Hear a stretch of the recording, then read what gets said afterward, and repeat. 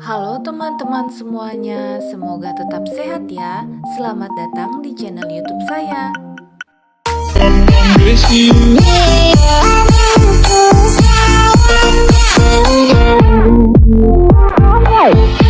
Selamat pagi Ibu dan teman-teman, perkenalkan nama saya Dini Ratnasari Waruwu, NIM 03 2021 014. Di sini saya akan membahas tentang anatomi fisiologi sistem integumen.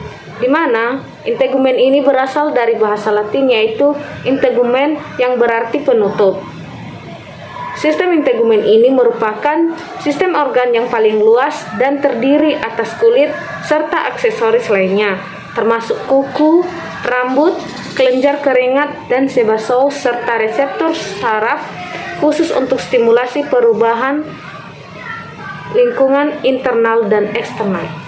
Seperti yang kita ketahui bahwa fungsi dari sistem integumen ini yaitu melindungi struktur internal, mencegah masuknya kuman atau penyebab penyakit, mengatur suhu tubuh, melakukan proses ekskresi melalui keringat, melindungi dari cahaya matahari, dan memproduksi vitamin D.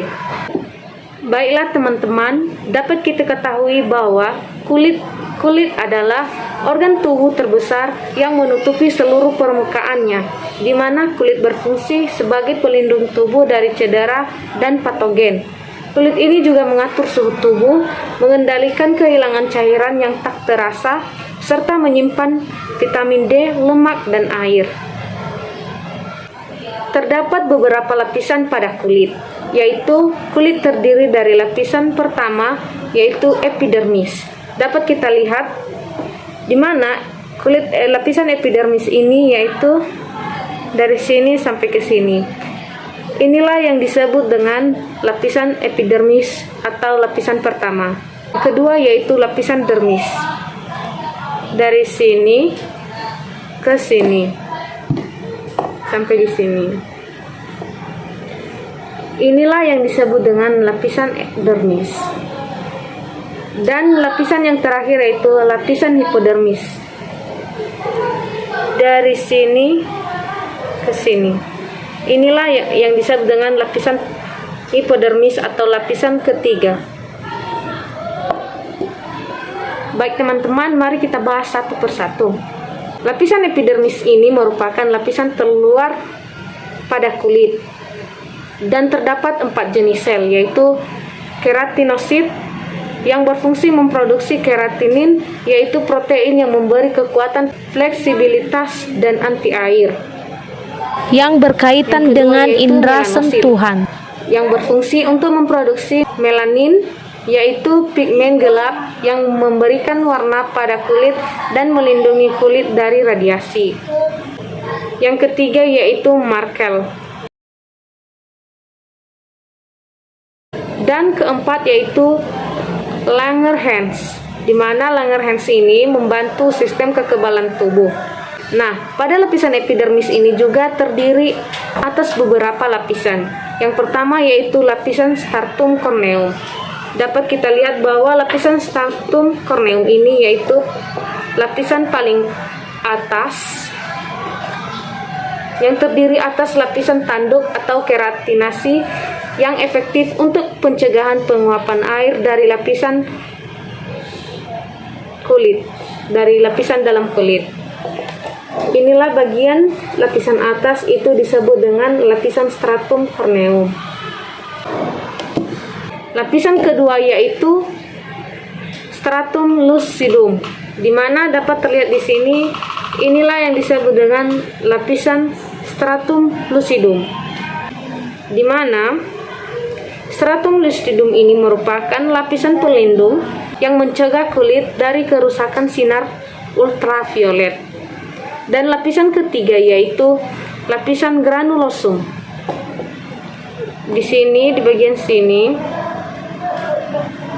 inilah yang disebut dengan lapisan granulosum, stratum granulosum, di mana lapisan ini merupakan tempat sel-sel kulit yang menghasilkan lemak dan molekul-molekul lainnya.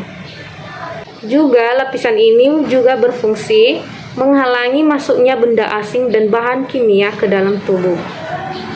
Dan lapisan keempat yaitu lapisan stratum spinosum. Di sini lapisan stratum spinosum yaitu terletak di bagian bawah stratum granulosum tadi. Sini. Lapisan yang kedua yaitu lapisan dermis. Dari sini sampai ke sini disebut dengan lapisan dermis ya teman-teman. Sini ke sini itu disebut lapisan dermis. Dimana lapisan dermis ini terdiri dari beberapa penyusun utama, yaitu kolagen sebagai protein kuat, serat retikuler sebagai serat protein yang berfungsi sebagai penyokong, dan serat elastis sebagai protein yang berperan dalam elastisitas kulit. Pada lapisan dermis ini juga terdapat beberapa lapisan, yaitu yang pertama papillary dermis. Mulai dari sini sampai di sini disebut dengan papillary dermis. Sini sampai di sini papillary dermis ya teman-teman. Di mana papillary dermis ini merupakan lapisan jaringan ikat longgar yang berperan dalam peremajaan dan pengadaan unsur-unsur kulit. Dan lapisan yang kedua yaitu reticular dermis. Mulai dari sini sampai di sini disebut dengan reticular dermis. Di mana reticular dermis ini merupakan lapisan jaringan ikat padat yang dapat membuat kulit lebih kencang. Baiklah, kita akan membahas tentang struktur dermis. Di mana struktur dermis ini terdapat sebaceous gland. Inilah yang disebut dengan sebaceous gland ya teman-teman, di mana sebaceous gland ini menghasilkan minyak yang berperan sebagai pelindung kulit dari kekeringan. Inilah dia sebaceous gland. Dan yang kedua yaitu folikel rambut.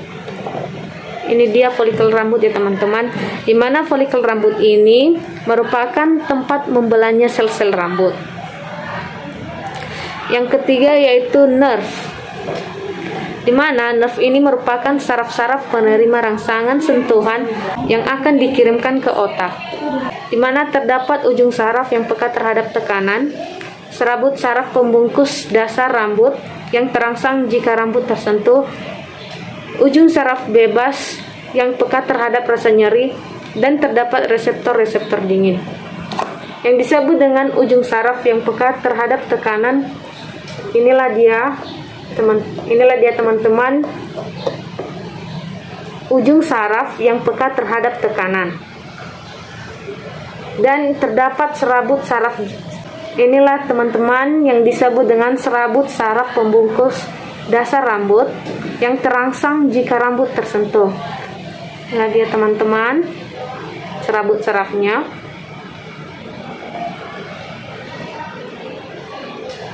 Kemudian ujung saraf bebas yang peka terhadap rasa nyeri. Ini ya teman-teman, ujung saraf bebas tersebut. Dan juga terdapat reseptor-reseptor dingin. Jadi inilah teman-teman yang disebut dengan reseptor-reseptor dingin. Berikutnya yaitu sweat gland atau kelenjar keringat. Inilah dia ya teman-teman yang disebut dengan sweat gland atau kelenjar keringat. Di mana sweat gland ini dibedakan menjadi dua tipe, yaitu tipe pertama disebut sebagai kelenjar keringat ekrin, di mana kelenjar keringat ekrin ini tersebar di seluruh tubuh kecuali kluk penis, bagian dalam telinga luar, telapak tangan, telapak kaki, dan dahi. Tipe yang kedua yaitu kelenjar keringat apokrin, di mana kelenjar keringat ini tersebar di ketiak, kulit puting payudara, kulit sekitar alat kelamin, dan dubur.